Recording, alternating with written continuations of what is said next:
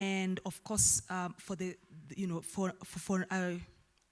this space of Nairobi, it represents different things that are they're economic, they are political. For example, when we started, you were talking about the railway, and now we were talking about the expressway, and how it has changed the landscape of Nairobi. And everybody on Twitter likes to say Nairobi is beautiful if you are a bird or if you have wings and you can see this panoramic view. So in terms of the book, Connie, you are talking about Vision 2030, which is one of those things that have, there is a political statement of how Nairobi as a city needs to be by the year 2030. So when we think about Vision 2030, what are some of the, your thoughts on this? What have been the resistances by people to Vision 2030 and some of the complicitness as well? Because in as much as it was seen as this blueprint that we must make Nairobi this world-class city, and I know you actually speak extensively about that in the book. What does that mean? What is this world-class city, and how does it clash, or how are the resistance to that in your work? Yeah, I mean, it's interesting also to thinking about these things in terms of the expressway, because I don't think I've seen any sign on the expressway or any discussions of it that mentioned Vision 2030. But maybe I'm wrong. But if you go back to when Kibaki launched Vision 2030 in 2007, there were all these very glossy publications. And they all featured an enormous highway running through the middle of Nairobi. So it feels new on the one hand. Certainly it's only just been completed. But it's been there kind of hovering in this digital space, I think, for much longer.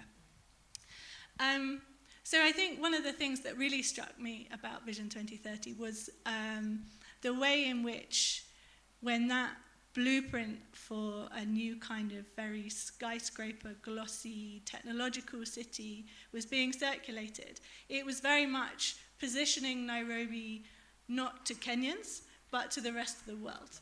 And so this idea of a world-class African metropolis was to recreate Nairobi in the image of places like Dubai or Kuala Lumpur or Singapore that have kind of recreated themselves into a global city. And so Vision 2030 didn't seem to me to present the kind of forms of urban regeneration or urban change that were going to serve people in places like Kaloleni. But what do I know? Because when I was having conversations with people, I'd say 75% of people were incredibly positive about these images that were on billboards, that were, that you'd see on Twitter, on Facebook. And they were saying, yeah, look at the state of Nairobi. Of course we'd like to live in a city that's more organized, that has this kind of modern, progressive kind of aspect to it. So that really was surprising to me to start with. And then when I started to go a bit deeper, now people were saying, well, except actually probably will be excluded from it, because we know how Kenyan politics works, we know how change in Nairobi has happened in the past, that, our voices are not loud enough to benefit from what's going to come next. And so that was a real anxiety for people. So when I was talking about how people were turning back to the history of their neighborhood, it was very much with a sense of, okay, what are we going to do to secure our position in the future, because this looks like this isn't going to be a city for us. But maybe I can just say briefly about the title of the book, about why I settled on Nairobi in the making, because what I also started to realize was that, these overarching aerial plans for the city, where you make a whole new blueprint, where you never consider really people's lives on the ground in a kind of meaningful day-to-day way. Those plans have been there from the outset. So, Kaloleni was part of a project to create the city in the sun, as we all heard Nairobi be described as. It was a huge blueprint to completely change the whole colonial city. Then there was another one under Moi. There have been so many. And Vision 2030 is one of a long history of these big kind of aerial projects. And obviously, as we know, most of those projects have only ever partially been built, sometimes not at all. They only exist on paper. But what I realized was that it's really in the incremental processes of people's everyday lives. So how they make things, so whether they're making history, making new historical narratives, whether they're making an extension to their house, whether they're making a new kind of hustle, like all of these different ways that people live their lives in these very incremental, slow, accumulating ways, that's actually how the city gets made. Like, yes, we have big plans and there's occasionally big investments of money, but those happen alongside and intermingled with all these other ways that people make the city. And so for me, you know, I was always struck by how people stopped talking about Vision 2030 and started calling it Vision 3020 because it was like it was never going to happen. And so you already know when these things get launched that they're somehow a pipe dream. The question is more like, how do we make our lives in the meantime? Right. And so how are people making their lives in the meantime with all these big four agendas? And, you know, I think even the next government will come up with their own agenda. How are people making their lives in the meantime? And this is for you, George, in terms of the area of the popular and art and festivals, which are not necessarily, you know, there is no in-depth going into that in the book because that's not the focus of this particular book. But for you, George, in terms of the making of Nairobi through spaces that do art, the popular spaces, even now, the digital spaces that are popular, you know, the Facebooks and the Twitters and all that. How are people making life through the popular and therefore making Nairobi? Yeah, you know, I always struggle to locate myself, on where to locate myself. Of course, there's somebody who spends a lot of time with younger people, teaching people who are in their 20s to 25. And again, also somebody who is sort of stuck in the 90s when the popular culture, you know, exploded in Nairobi. But I think people I see a lot of activities, especially online in the digital space, and you know, a lot of conversation, and I can say we are having cross-generational or intergenerational conversations. I think there is a generation that, for me, I would say is, and my generation is lost. I think we all know Kalamashaka and how they shook the art scene, and you know, one of the members, Kama, I know he went to the US and came back a few months ago, and guess where he went? He went somewhere in Naivasha. That is where he's trying to sort of, you know, do a few things. So sometimes we talk, I see him posting stuff on Facebook, but you can see, you know, people who grew up in Dandora and they are finding their space. I think also maybe the idea of the city that we had then is no longer tenable today. I think people want to move. People want to be able to come to the city when it works for them. People want to rush to Naivasha. I think the whole of young people today since yesterday and tomorrow are in Naivasha for the safari rally. I've seen radio stations pitching tents there. That's where it's going down.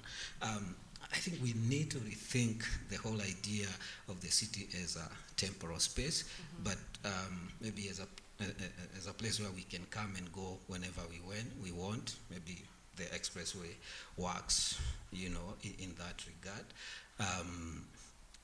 People are trying to find their own space. Personally, I struggle. I was in Gong, so I had to calm down for this activity, but I feel I don't necessarily want to be here today. Over the weekend, you are, you know, you're out there. So I think we are headed into interesting times. There are more conversations, I would say, than we used to have before because of the social media. I've known Caro for a long time, but we've never met because we are these digital citizens who always interact, but physically we don't interact. So is there a digital city? I think that becomes a question. Is the next city going to be constructed both physically, digitally, and all those other relations? That's something I look forward to seeing. Okay, interesting. And for you, Garnet, what would you say about the idea of not just the digital city, which he's talking about, that Nairobi, maybe we should think of Nairobi as not this physical space, but as this space that transcends these arbitrary borders. And now we have even, I think we have Nax Vegas, which we have given, I don't know if it's Nai Vegas or Nax Vegas, it's Nax Vegas, eh? And Vasha. So it's like we are transporting Nairobi-ness, maybe through the digital space or through that ease of movement into other towns and into other cities. So for you, what would you say in terms of Naini Who? Is that what is happening? Is it that we are forming connections to other spaces outside the physical borders of Nairobi?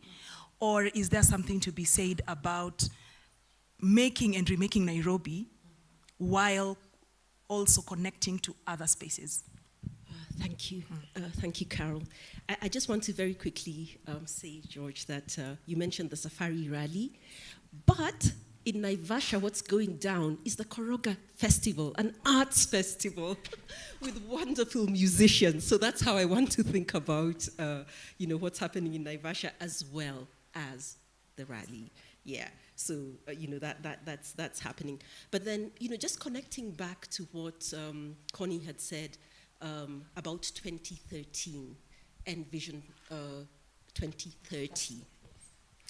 One of the things, or one of the reasons that Naini Who actually started in 2013 was because we were determined to be part of the national plan, whatever that plan was. And at that time, it was 2030, Vision 2030.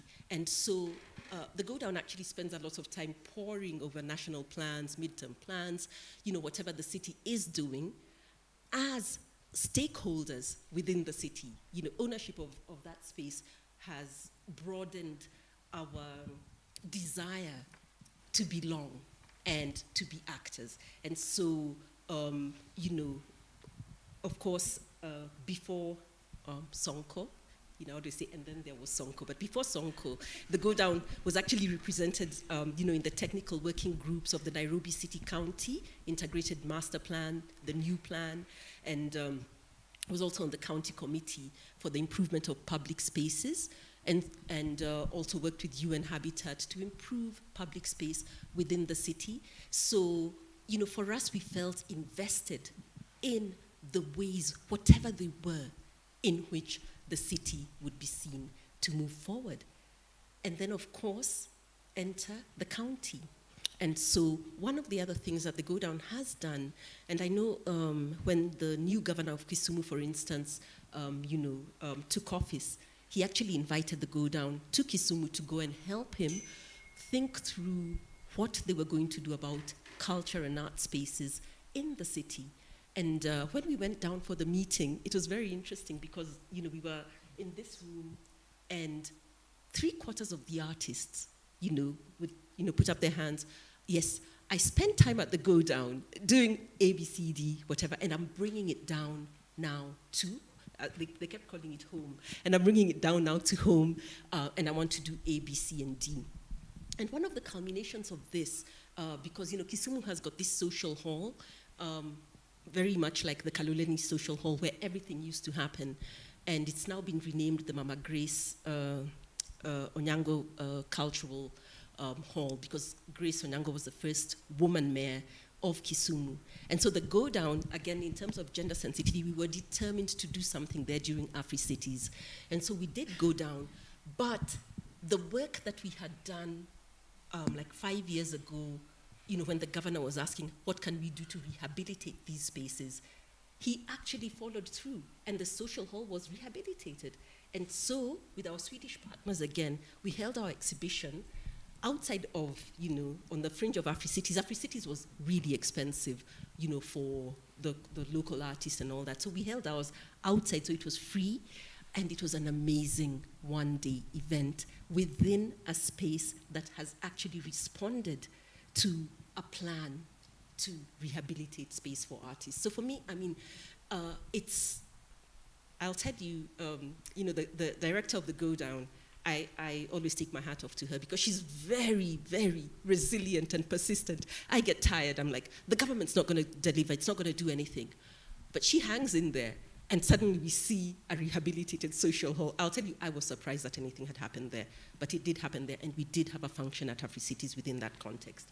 So the question that you're asking, it is happening outside of, in fact, we've done also work with Mombasa, with Little Theatre in Mombasa and all that. We've done work with Nakuru and Naivasha. And so a lot of these things, people are moving, they're doing things, they're doing wonderful things out there, but they're also connecting back. Yeah, and so it's whether it's digital, and especially digitally, the digital space, of course, has really opened the way in which, artists interact and do things. You can launch here and everybody already has it, not just in Kenya, but, in Eastern Africa and the world. So that has really, really opened up things.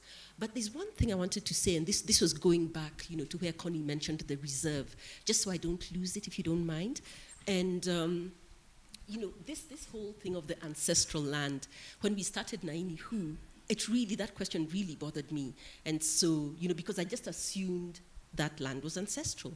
So I went and asked my father-in-law, how long have we lived here? We say this is ancestral land, it's ours, we don't have to argue with anybody about it. And then he told me, oh, no, actually we moved here at the turn of the century. And I said, oh, 19th century, the turn of the century, which is the 20th century, because now we're in the 21st. And I said, oh, how did that happen? He says, no, we were warring with the neighbors who are from a place called Alego. And so the DC moved us out for our own safety. And I said, what DC? You mean the colonial DC? And he said, yes. And for me, I had been thinking of a pristine, ancestral African something. And so when he mentioned the DC over 100 years ago, and I was thinking, really? So you mean this is not like our natural? And he said, no, we also moved here, okay? So for me, I think that was a real eye-opener, and also reminds me of, and I know I missed last night's launch, but, Ngoke Wathiongo really talks about this, in Decolonizing the Mind, where he talks about the reserve. Because he said he went to school, and when he came from school, the village had moved. And they had moved into this, reserve. And if you go now to his home in Getogode near Kamiredu, that is not his ancestral home. No, that was the piece of land that was reserved and that could be monitored closely by a colonial power. And so, yes, we actually have a very ambivalent relationship to these kind of originary spaces. And I think when I come back to Naini Hu, and there was this, that whole kind of uncertainty around identity and belonging of the Nairobian, I think it's because we have been destabilized constantly, and not just in the recent, past, but also in the past, such that even ancestral, might have a question mark. And I will tell you, I really was surprised because, of course, great-grandfather is buried there, as his grandfather. So, you tend to think that it's been there forever. But even time immemorial has a time limit. Yes, yeah. And when we started this conversation, I remember when we were talking about Nairobi, you referenced that this was Maasai land back in the day. So when we talk about land issues in Kenya, they can become very emotive because there are people who lay claim that is historical, but even that historical claim, like now you say, you find has got a link to a certain colonial overlord who moved people here. And then if you come into the Kenyatta era, we know all the politics around that, into the Moi era of schemes and all these places. And that's why we keep having these land clashes. I didn't want to get into the question of land because I think it's very emotive. But you did mention that even young people today are looking for plots of land in places where they feel they would be comfortable away from the hustle of the city. And how people are actually picking those spots might be something for conversation. We have now, there are very many young Nairobians buying land in Malindi, for example. Whose land are they buying? Who and how are they acquiring these pieces of land? We've had people buying land in Ngong, in Kiserian, in Kajiado, in Athi River. Who are they buying this land from? Are they buying ancestral land? We also have people who are buried in Langata, which means for one reason or another, they do not have a space where they can be buried back home. So they're in essence stuck in, their ancestral resting place, or their final resting place will be within the county of Nairobi, actually within the city limits. And that is something for us to really think about. But Yeah. I think, Carol, even as you say that, I still remember, when I was growing up, my dad was adamant because, we'd spent so much time in Nairobi, and he always told us that if we died, we'd be buried in Nairobi. He hadn't spoken with his brothers and uncles and relatives because, of course, he did pass on, and, he was buried in the village. But for him, it was very clear. He said, we live here. If you die here, you're buried here. And so it's a conversation that has been going on. And I know that in Connie's book, she actually talks about that whole idea of being stuck in the city. But I want to actually suggest that the idea is growing, because what the young man I spoke with today actually said that, was in Gishu, and he feels Kenyan. And so he says he can lay claim as a Kenyan national to any part of the country, and it does not necessarily have to be Nairobi. Yeah, so that's the way that, and that's the action that he's taking. Yeah. I have a final question before we open this up to anybody in our audience who'd like to make a comment or share their own story. Security is a big issue, has its own chapter in this book. And I want to open this up to all of us. In terms of security, because there are different ways that we talk about security. There is the security where we have now normalized our bags being searched when we enter the mall. And it's normal. You actually open your bag before you get to the barrier. You open it, you place it there, you remove your phones, and you remove, and then you pass through the barrier. It's become normal. But it's not normal there are other countries where people don't search your bags when you're entering the mall. We have normalized, the gated communities, even as a sign of prestige. If you go to a place which is calling itself, a gated community, chances are the rents will be higher than places which do not or are not identified as gated communities. So in terms of security in Nairobi, and I'll start with you, Connie, then I'll come to you, and then we'll finalize and then open this up to our audience. In your work, how did you encounter the issue of security? And for you, I will ask you the same thing in terms of security. Yes, Connie. So I suppose I should start by saying that the week I arrived to start this project in 2013 was the week of Westgate. So I arrived, I'd already spent a number of years in Nairobi, so I was somewhat familiar. But I basically arrived into a conversation that was entirely about security. And before that, I really didn't want this book to be about security. It's such a cliche for, someone from outside coming to Nairobi talking about feeling insecure when, it's not your city or your place. But this was such a part of the national conversation as well as the local conversation at that time that I felt like I had to say something because that's what people were saying to me. So one of the things that was so noticeable and is still so noticeable is the way in which, kind of terror as a global spectacle, as an event, which is obviously what Westgate was, sits alongside other kinds of violence and insecurity in the city. extrajudicial killings, carjackings, domestic violence, also other types of insecurity like livelihood insecurity, food insecurity, which we're right back in the middle of right now with the cost of living crisis.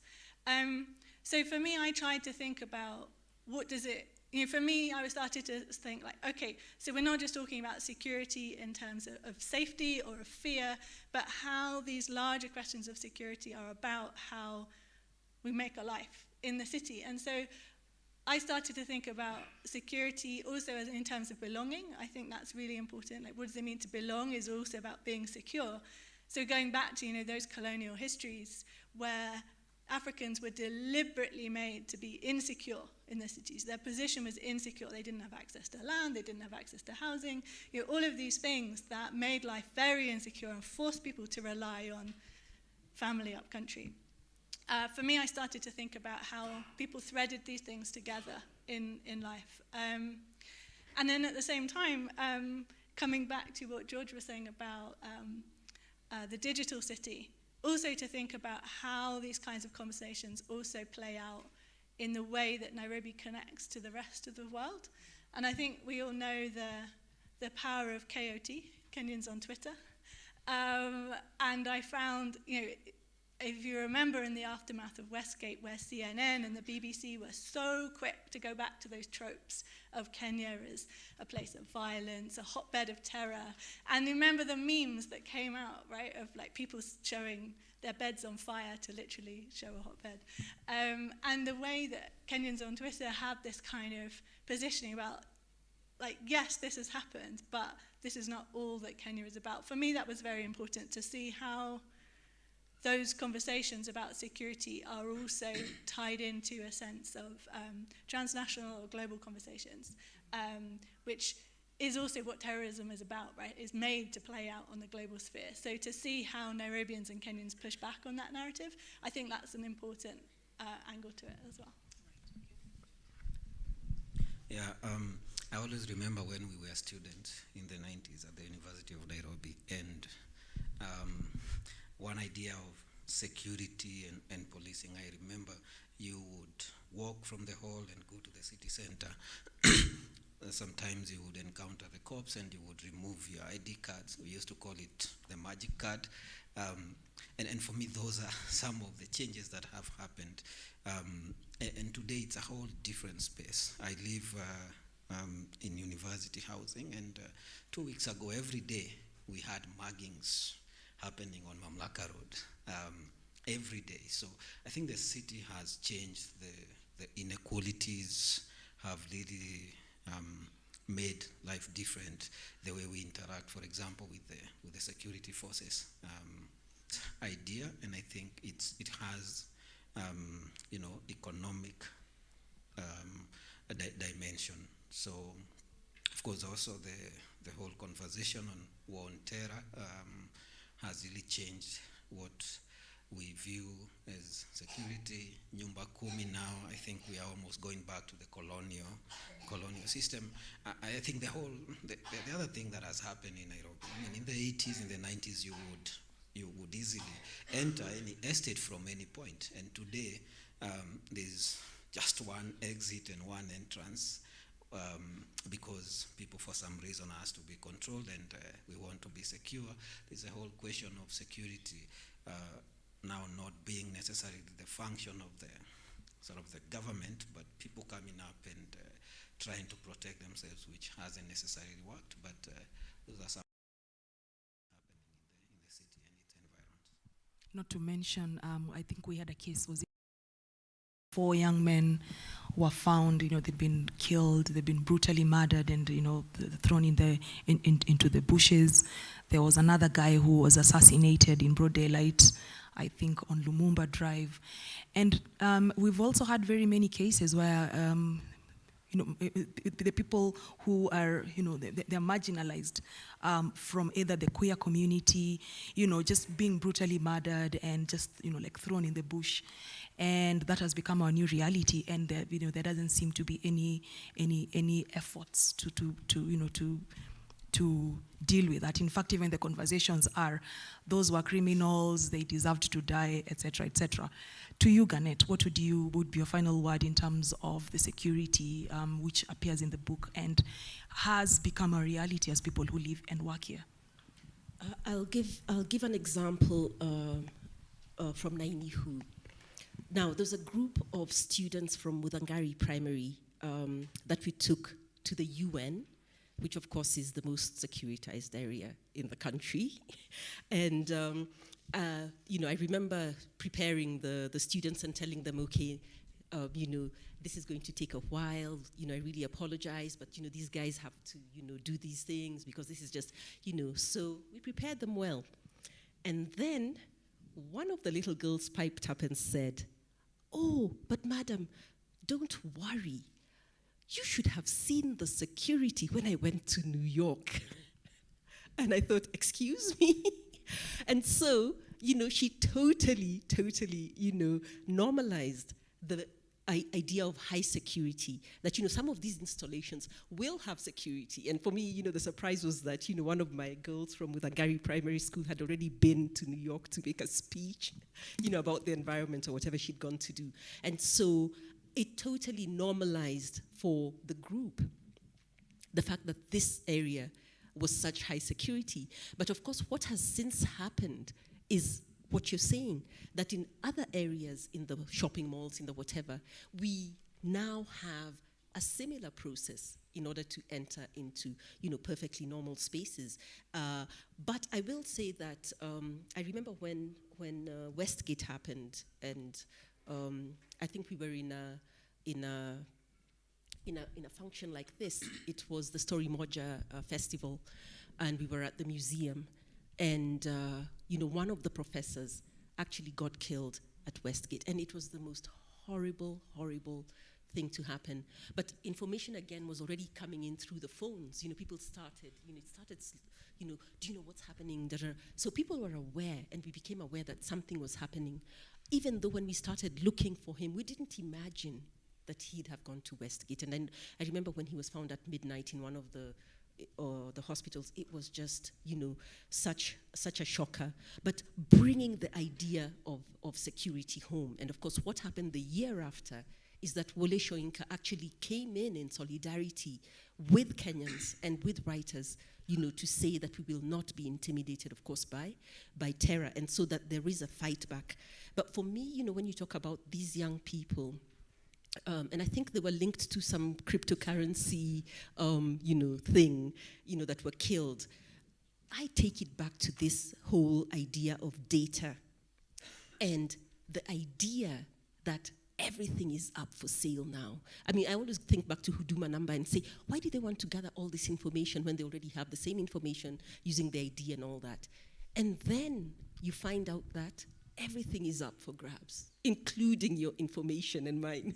And so, as a cynical Kenyan, I don't know. I think the jury's out on that one. Maybe we'll hear from the audience. But for me, seriously, I have huge questions around security and data.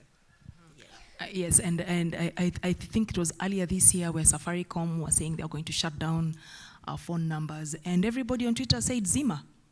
Yeah, we can do without these numbers, because the whole anxiety around, what are you doing with all this information? So we would like to open this up to anyone in the audience who would like to share a story or have a question for the author. Please feel free. I'm seeing a couple of hands. Do you want me to? Oh, there is a mic here. We'll start with here. He put his hand up first. Tony, I think I can. Yes, that's Tony.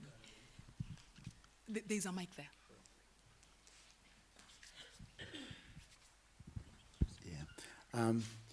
Okay, fantastic. It's very nice to be here, to see Caroline.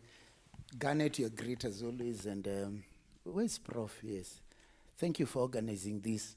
He caught me outside there and said, as a city boy, although I was already coming, Prof, for the session. There are things people call like fat shaming, slut shaming. These days there's that. There is something called city shaming in this city. I've listened to George particularly. This city shaming, like if you are just a Nairobi boy, it's like being those people you talk about, Vasha boys, you know, with their F-boy jackets and, you know, whatever they are doing there, and Subarus. But there is a Nairobi, and then people always sound perplexed. It's like, when they say, that Nairobi boy, Asita, it's like you're a very bad person. That city boy, or soft, or if you're from somewhere, you're a criminal, which I don't understand, because for me, I truly, my parents were, God bless them, Kisis. But there are people who invested like in a very middle-class place, Nairobi West, and the other Ngong. My father thought that's more like Shags. My mother used to feel very Msongari, Nimtuan, but it's Nairobi West. It's not Lavington, it's not Dandora. So you begin to own this city. I was here in Catholic Parochial. We would walk home, we walked to Gill House, you take your matatus. If you grow up in Nairobi West, that was the drinking capital. It still is. That's what you see when you're going to school. I was in Starehe. You get to know Eastlands before even the Somalis came in, when Isili was still Isili, but even as it transformed. So you become a true city person, and you get to love Nairobi. It's hard. Nairobi is not a temporal space, George. Nairobi is in your soul. The concrete gets into your soul. You become as accidental and as indestructible as this city. You become a hard city boy. You get used to the matatus or whatever it is, and it enters you, and you become proud of it. It's a rough place. It's true, when people come here, they're usually in search of conquest. They have come to conquer this city, to make money, to run away to more genteel environments, or to build back in Ushago. My late brother is buried in Langata. I made that decision over a lot of Kisis. But people treat Nairobi almost like a purse they have come to snatch. That they'll come, they'll survive in this city, and then they'll or build somewhere, or disappear. Yeah, this mentality for the city. It's not that there's nobody who owns Nairobi. I'm tired of that city shaming. We might own parts of Nairobi, but we are Nairobi. Yeah, I never think about Kisii anymore. In fact, the land my dad had there, I've almost donated it to his brothers, because there you can get into land politics where unamalizwa. That's another thing people don't talk about. Yeah, Kisii utamalizwa. Yeah. So you'd rather just be here, but I feel like I own this city, even where I live. Sometimes I always make sure I'm in the middle of very nice urban. When I step out into the balcony, I can see there KCC uko, nini. You feel like this is my city, and when you travel, you miss even the hardness. Yeah, you stay in a place like Venice, you get bored. Why aren't they shouting and screaming and just being difficult people? So it's not a temporal space. It's not a digital space. It's a concrete space. And we are the Nairobi boys. Thank you very much, Tony, for that perspective. Because I kept asking, is everybody running away? Is everybody going to be buried up country? And I thank you very much for that perspective. We had the second hand here, and then we had a third one, the gentleman with the white kofia. And then we have the lady with, you. And then we have a final person at the back there. All right. Okay, thank you. My name is Vincent Ngethe. Yes. Oh, please. Oh, great. Thank you. My name is Vincent Ngethe. I'm a journalist, though it's some years since I wrote for a daily newspaper. I think the title, I've not read the book, let me confess, but I think the title, Making Nairobi, is very apt indeed. I think that one of the things that we all need to think about is the fact that Nairobi, being the capital city, is influenced in a very heavy way by national government. The government of Kenya ultimately dictates what happens in a way that does not happen in Mombasa, in Kisumu, in Nyeri, in Kakamega. And because of, when you think of Nairobi's colonial past, when you look at Britain where this originated, you have the national government and then you have local governments. You have an idea of civic pride. You know, this idea that we as the local people can organize our affairs. And it is to people in local government to whom garbage matters. It is to people in local government to whom streets and sidewalks and buses, they matter at that level. The national government, you know, wants to think about, you know, the word that sends me off about Nairobi, when people refer to Nairobi about as a hub, I get angry. You know, a diplomatic hub, a trade hub, a security hub. Nairobi is a home, okay? It's a home, that's what it is. For 5 million people, it's a home. But the reason why local government doesn't have power anymore, think of the local government we had at independence, when the mayor of Nairobi was actually somebody. And because of our politics and the fact that the coup in 1982 led to these crackdowns against civic power, it means that now national government has the say in everything. And so voices of local people are completely ignored. And so if we are going to have a way to influence our affairs, we have to think about how it is that local people get their voices heard.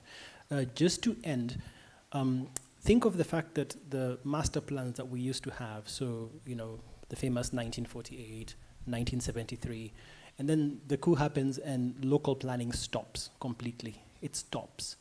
Until new planning in 2014, it completely stops. Meaning that really even now, Nairobi is not even a partner in its own development. The national government decides everything, right? So that power imbalance has really affected our lives. That's why we can build an expressway and there are no buses, but, you know, because the national government decides all those things. And I think that how we get our voices heard locally and how we empower local government to speak for us, I think is the really big question more than anything. Thank you very much for that question and for your comment. And also thinking about now the is it NMS? Which is this entity that, you know, led by someone was in the army. We don't know if they have any constitutional mandate. They're just there. They have a budget and they're running things and doing all these things. Asante sana. Yes. Yes, good evening. My name is Mike Dongo. I'm an entrepreneur in this town. And there was a question that was asked by Carol as per who owns Nairobi. Now, I may tell my story about how I ended up in this particular town. My parents, my great-parents, that is my grandpa and ma and so on, and initially, during the 50s, they were farmers in Central Province. But sort of they ended up, during the colonial period, they ended up in concentration camps together with my parents. And so like after when, during the time when Kenya was gaining its independence, that is the time they were released. And on being released, they didn't have a home to go to. And so like, they ended up in Kaloleni, and the pictures that were being shown by Connie brought a lot of nostalgia about me growing up in Kaloleni, the social hall, the library, that is where I used to attend. I went to a school called Heshima Road Primary, just around that particular area. And so like, we didn't come to this town by design. And so like, we don't know any other home apart from Nairobi. And so like, when we mention issues to do with the, as in like people going back to their reserves, we don't have a reserve. And so like, we have grown in this particular town. This is the space that we know. This is the culture that we know. And this is where our livelihoods generally have come from.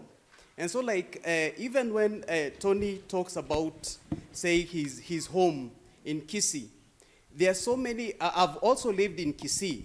And so like the population there is really growing up. And so like the spaces, maybe the farming spaces and so on have become smaller. And so like these people have migrated to Nairobi to make this their home, and they don't know, they don't know any other place that they can be able to go to have a home. And so like this is where they know that they're going to live, they're going to maybe be buried here, they're going to leave whatever they have to their own kids to inherit and so on. And so like Nairobi iko na wenyewe. Thank you very much. Thank you very much for that comment. Asante. There was a hand at the back, the gentleman with the white mask. Oh, there was a lady in the middle here, sorry, and then the gentleman with the white mask.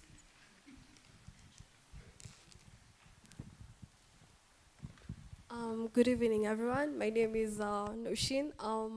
Personally, I'm a writer. Yes, and also I'm a student at Pioneer. I do international relations and diplomacy. And as much as we're talking about Nairobi, I feel it is something that we also need to also look at. As much as slum tourism is also concerned, slum tourism, I believe it's something that is really important, because as much as you're talking about Nairobi, this is something that not a lot of people know. Not everyone knows what goes on in the ghetto. And we as writers, we should also write about that. We should also explore in a world where not everyone has already explored. I feel as much as we're talking about Nairobi, let us look at it from both dimensions.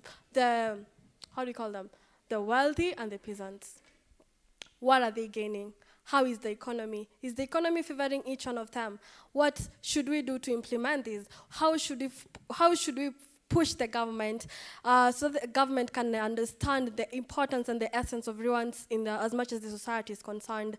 And the issue on security, at times I feel because of this economy, of how economy is, I feel security is something that really needs to be checked into as much as economy is concerned. Because if I do not have flour for today, what do I have to do? I have to steal, because where do I get? There is also something called unemployment in Kenya right now. And it's due to this, because you find a lot of people are in Nairobi because they believe when I go to Nairobi, I find greener pastures. Due to this, you'll find there will be development of a lot of shanties, that is the slums. I guess a lot of people need to, I feel like a lot of people have to focus on the slums. Even the government should focus their energy there.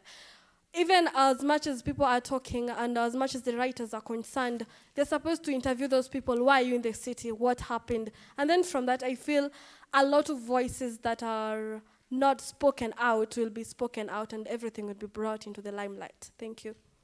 Asante sana for that comment. On the back of that comment, I'm going to do a very shameless plug. I'm also a writer, and I and a couple of other writers have a compilation called Nairobi Noir. We have stories about all the different low-income areas in Nairobi. Please get a copy at Prestige Bookshop. I think they have a stand just outside the hall. Thank you very much. Final question, gentleman, with the white mask. Just a comment. I don't know how it should be received. I'm Crispino. Now, mine is, I always see people glorifying Nairobi, glorifying the rural areas. They glorify the home areas that they have never been to. The home areas that they can only stay more than, not more than 3 days or 1 week. And then they are back to Nairobi talking loud about the rural area, where they go for 2-3 days and they run back. The rural area is a dream that we think of. It's a dream that we want to live, but we live it. I bet, even in this house, those who glorify it rarely go there for more than one week. And then they are back to their comforts in the city. Well, that comfort is in the ghetto or the slum. It's still a comfort. I think also, let's see Nairobi in the era of globalization. We practice globalization, and then you want to mix it to kind of bring in, talk about, it's a talk about the rural area, my home, how my home is good. But then the same guy talking about my home is good and what? Watch the body language, what he does, the dance, the movement, the dressing, and he's not part of the rural area. He's actually a Nairobian, a global guy. Then the question you wonder is it just for gratification or what? That we see Nairobi as this. It's a place we talk about.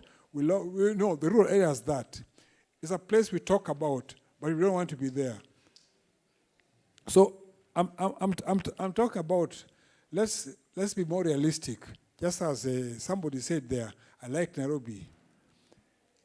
He's not ashamed to tell you that actually, if I go, you guys bury me here. So what I'm thinking about is, let's put our money where our mind is. Have the people in this hall will really tell you how they want to go, how they are home. They prefer the rural and than town. But how long do they spend when they go to the rural areas? That is my question. I grew up in Nairobi. I'm now 62, and I think I go home rural area also. But how long do I take when I go there? And then there is this thing, but I must have a house at home. Yes, it's good. But don't force other people into your beliefs, which is just romanticization. You see, we romanticize so many things, but how you have that house in Nyeri or in Kisumu or in Siaya, how long do you spend when you go there? One day only and you rush back to town. Thank you very much.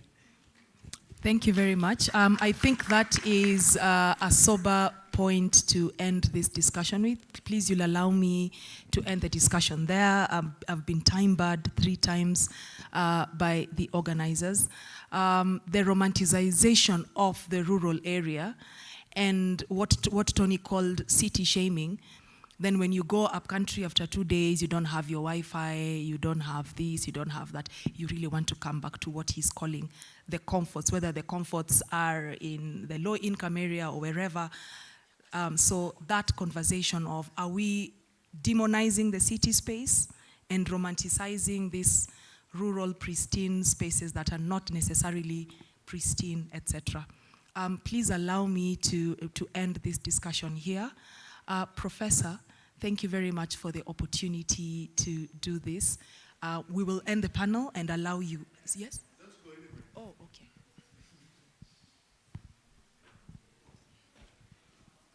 So colleagues, let's give a clap to the, I think, yeah, I think very, very powerful discussion, really.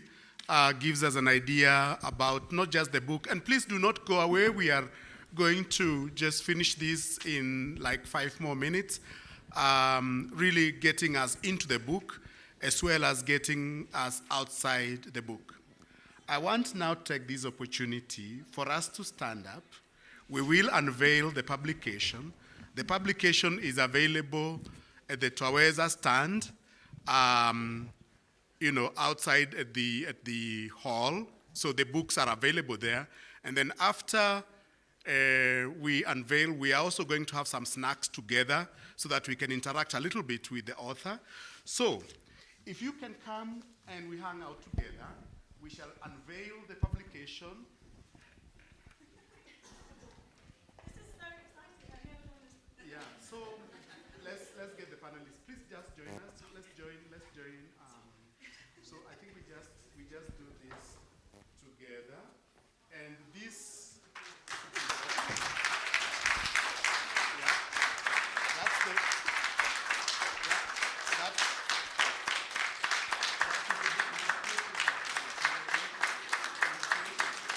So this is the book. This is the book. Gives you a nice feel of Nairobi as a physical space.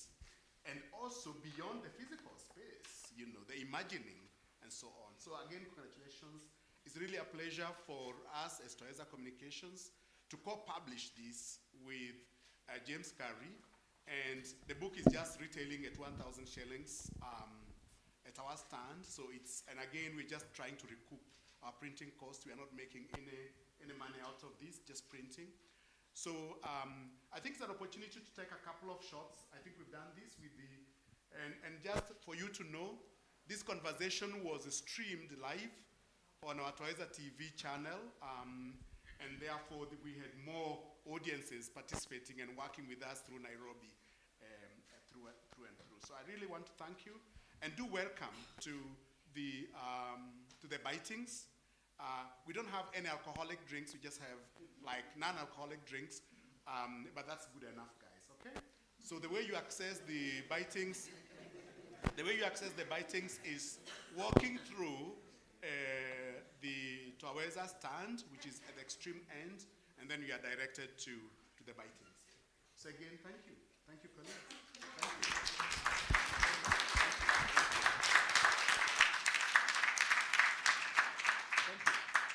Okay, so we can wrap it up. Thank you, guys.